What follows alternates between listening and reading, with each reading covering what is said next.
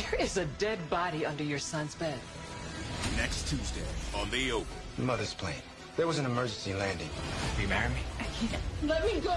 Nothing is a sure bet. They took Gail. What? And you never know She needs to die right now. You're not worried, are you? Yeah, aren't you? how quickly the tables can turn. No one is here to hurt you. Let her go!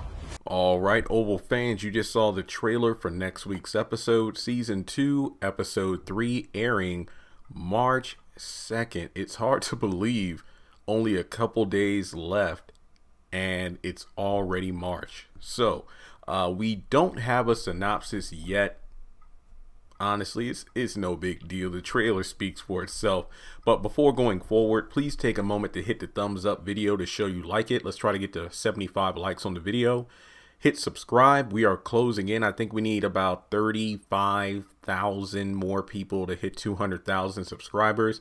Hit the bell notification icon and select all. That way you don't miss out when I post new content to the channel. And follow me on social media. Links are in the description below. So I'll be discussing both the end credit trailer as well as the trailer you just saw at the beginning of the video. Now I hope that, moving forward, each week we'll get the trailers very quickly, as opposed to after the first episode where we got the trailer like the Monday of the week of the next episode. So without further ado, we got Victoria, obviously still freaking out over seeing Jean, and Hunter's like, what's that smell? So we got Victoria. It looks like she's back in the bedroom with Hunter telling him that there's a dead body underneath your son's bed. So they go back to Jason's room. He asks what the smell is, and of course sees the body. And ironically enough, it looks like they're sitting in the hallway pondering what they'll do next. And then Sam comes telling them that there was an emergency landing for her mother's plane, referencing, Maud being Victoria's mother. We also go to another brief scene that's a real blink if you miss it moment. I didn't catch it the first time I saw it. But Jason is sitting in the hospital waiting room saying that they took Gail. Now, I don't know who the they is, but my guess is it's probably the guys who were assigned to quote unquote torture Gail, because of the fact that out of the two, not counting the serial killer Jason, Gail is the one who's stirring up the most. She's rocking the boat. And obviously to have a person like that isn't going to fly with the family dynamic. So that explains why Paige Hurd is probably going to be off for a majority of the episodes, given the fact that she wasn't in the opening title sequence for this season. And we also get a scene where Ellie is telling Alan that she can't marry him. And one must assume that he's possibly proposing now. What did he tell Donna? We've been dating for 2 years. We live together. So probably due to a slight paranoia about her having an affair with the president, he wants to make sure to lock it down.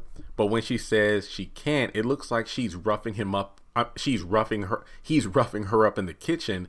So is the proposal legitimate, or is he doing this just to get the answer out of her to determine whether or not the affair is true?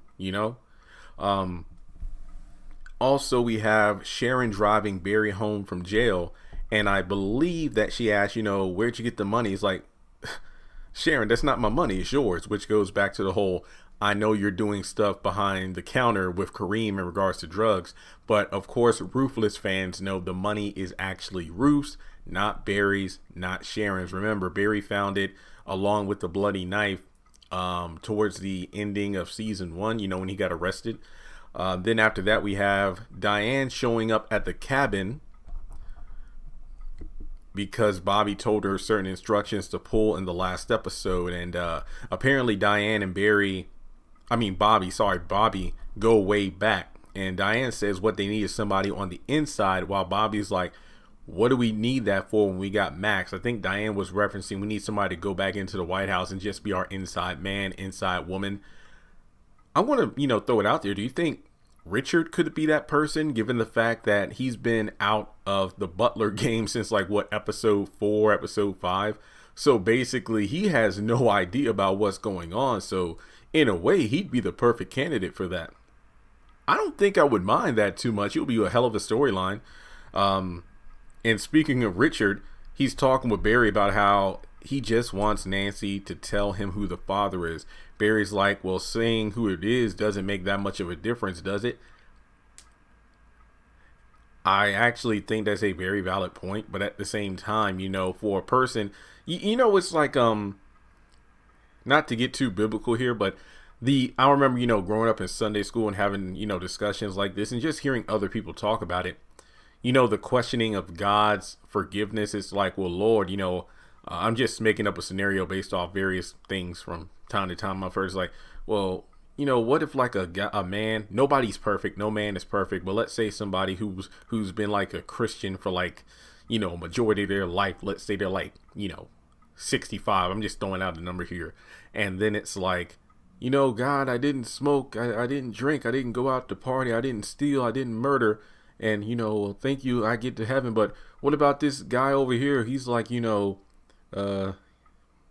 same age as me. Yeah, that's a good idea. They're both 65. And then this guy, he's done like everything I listed off that I haven't done. But just because at the end of his life, he found you, he gets the same reward as me. How is that fair? Yeah, I completely understand it. I mean, when it's in the marriage of Nancy and Richard, however long they've been married, is like the entire time I remained faithful. And while I was off serving our country, you not only cheated on me, but then had a son that I didn't know about. You masqueraded as your nephew, who I've actually been caring for without even knowing it. Remember, every month Nancy was giving her sister hush money, aka child support, or child support, aka hush money, out of the money Richard earned working and then as a butler at the White House to take care of Picky. Hence why they have no savings and whatnot.